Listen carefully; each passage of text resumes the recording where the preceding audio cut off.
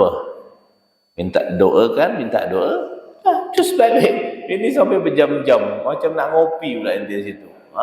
Kesian orang. Ya kan? Motivasi itu penting. Tanya sama yang sakit tu.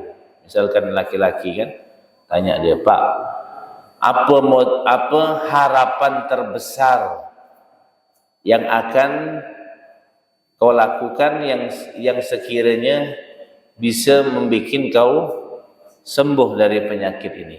Bilang ke istrinya, Bu, bilangkan ke suaminya, apapun yang menjadi keinginan suaminya, yang penting bisa bikin dia sembuh ni, turutkan.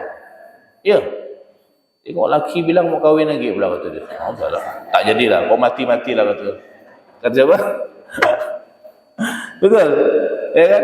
Pokoknya apa yang bikin dia semangat ni biar bisa sembuh ni, kabulkan. Tengok rupa dia minta itu pula. Kata bini kau mati-matilah sekali. Tak usah bangun-bangun lagi, ya kan? Pokoknya kita kalau jenguk orang sakit tu harus pandai-pandailah, ya. Jangan lama-lama, ya kan? Begitu.